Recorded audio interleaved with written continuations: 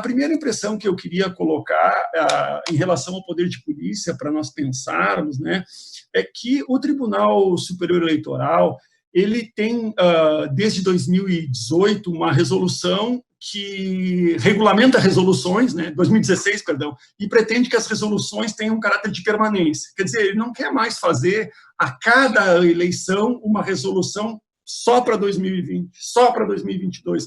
Pretende-se, né, e isso na própria ementa das resoluções a gente consegue perceber, que se quer conferir um caráter de perenidade nas resoluções.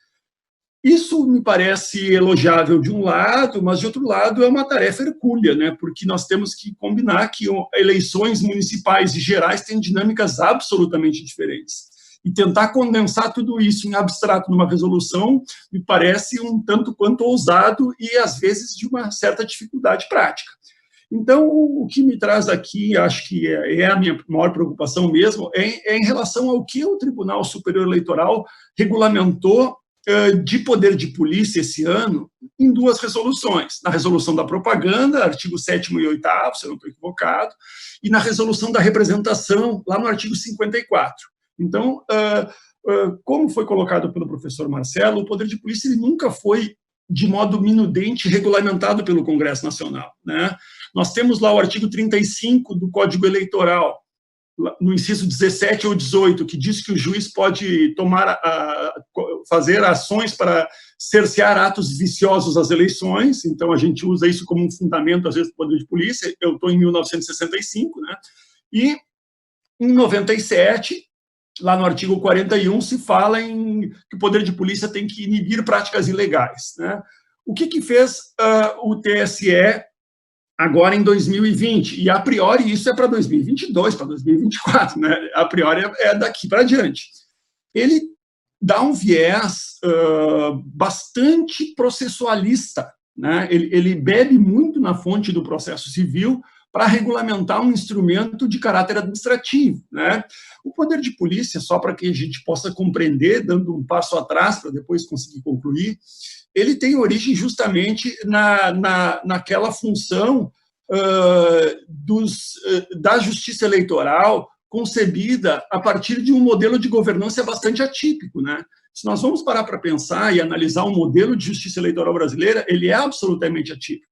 Ele é um dos poucos modelos de justiça, eu não sou exatamente um expert em direito comparado, como o professor Alvim, por exemplo, mas ele é um dos poucos modelos de justiça que acumula a função jurisdicional, administrativa, consultiva, que é uma situação extremamente peculiar, né?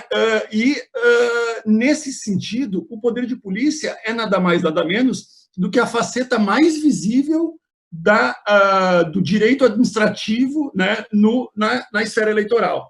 Então, conferir uma visão estritamente processualista num instituto que é pautado em premissas de funções administrativas da justiça eleitoral é algo que nós temos que talvez meditar para ver se é exatamente a solução adequada. Fundamentalmente porque o tempo da eleição não é o mesmo tempo do processo.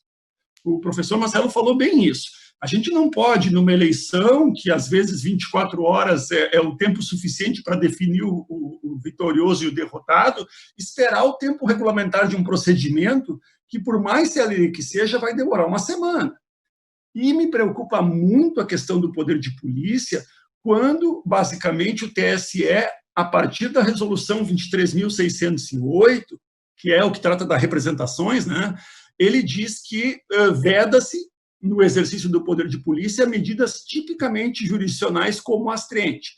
Então, basicamente, hoje, para se conferir coercibilidade a uma decisão proferida por um juiz eleitoral com base no poder de polícia, eu vou ter que fazer um pedido, eu, o promotor, o advogado, enfim, sob pena de quem não cumprir responder por um crime de desobediência, que me parece um meio de coerção muito menor, muito menos eficaz do que uma astrente.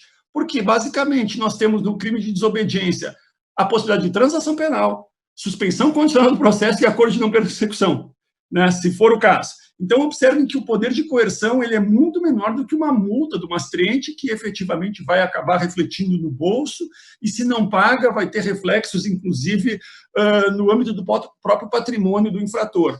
Então, ao fazer essa opção de caráter processual, e eu volto a dizer, juridicamente é irretocável, né, no sentido de que a pessoa tem que ter o contraditório para poder receber uma sanção, mas eu acho que ao fazer uma espécie de redução de caráter processual num instituto com um caráter administrativo, vai talvez fazer com que a Justiça Eleitoral perca um dos seus pilares mais relevantes para controle da regra da equidade das eleições. Então, acho que essa é uma preocupação que eu tenho. A regra está muito clara em relação à internet, né? A internet, basicamente, hoje, se for em relação ao teor da propaganda, o juiz não pode fazer absolutamente nada, né? Tem que remeter os autos para o Ministério Público, e esse tempo de demora é suficiente para um estrondo, né? No sentido daquela fake news ou daquela irregularidade atingir de um modo muito indiscriminado todo o eleitorado. Então, me parece que essa é uma questão que foi uma opção legítima, volto a dizer, do TSE, mas nós vamos ter um laboratório esse ano, senhores. Assim, nós vamos ter um laboratório das eleições municipais para ver se essa fórmula vai dar certo ou não.